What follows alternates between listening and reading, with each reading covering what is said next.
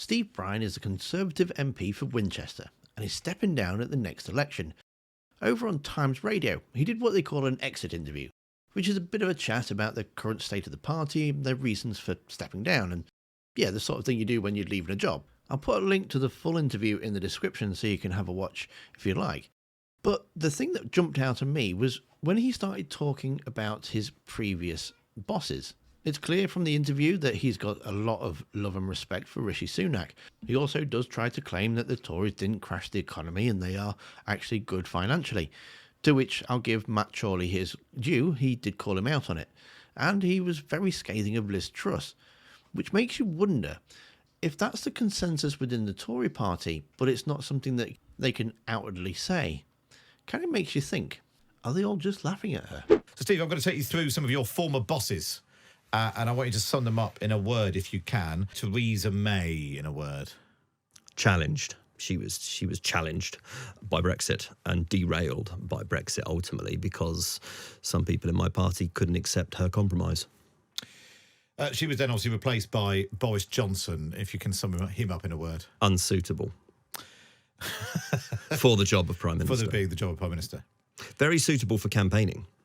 And, it was brilliant on the stump and got people to recognise politics and notice politics and notice my party, who'd never done so before. But, I've now seen 5 Prime Ministers close up. And, without question, the current one is the best briefed person in the room.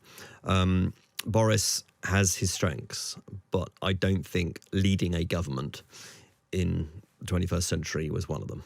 So if Boris Johnson was unsuitable, how do you sum up Liz Truss in a word?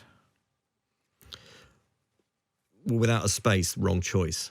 So, look, the 44 days, such as it was not the finest hour of my party or the country, and it leaves a long, long tail. When you talk then about the long tail of Liz Truss, if, as the polls suggest, the Conservatives do lose, is that Rishi Sunak's defeat or Liz Truss's? It's the whole gamut. The economic competence, if that's not the thing that runs through the piece of rock in the Tory party, then we've got a problem. And that took a major, major hit.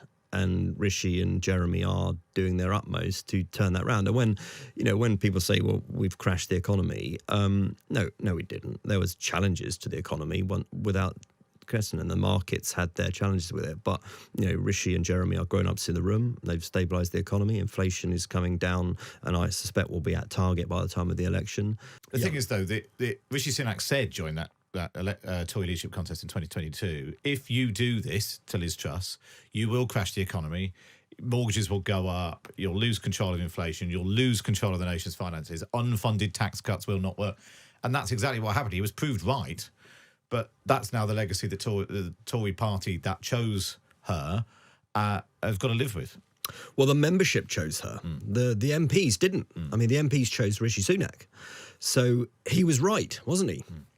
He was right about it. And at the end of the day, he's the one turning it around. Yeah. He's the one cleaning it up. So when right now you've got Liz Truss launching PopCon, her latest group of popular conservatism, and, Jacob Rees-Mogg, and you've got Simon Clarke plotting and whatever else. What do you say to Liz Truss now? Well, I do sometimes wonder, if it was me and I'd been the shortest-lived British Prime Minister in history, I'd struggle to get out in the morning, let alone be launching new political campaigns. And I understand that, she's one of those that's talking about the nanny state now with our smoking legislation. And I take the view that in a publicly funded health system, you have a right and indeed a responsibility to act on public health because it becomes the state's problem when people get sick.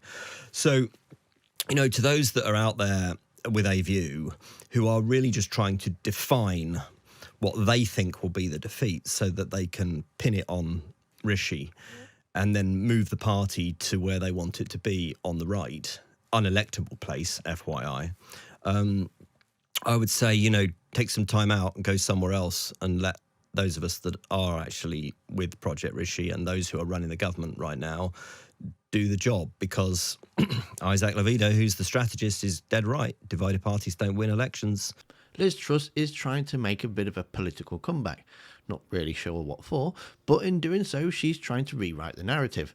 trying to claim that she didn't crash the economy. And somebody else that's trying to rewrite history is Andrea Leadsom, and you can see what she's trying to rewrite in the video that's on screen now. Thanks for watching, don't forget to hit that like button, and I'll see you next time.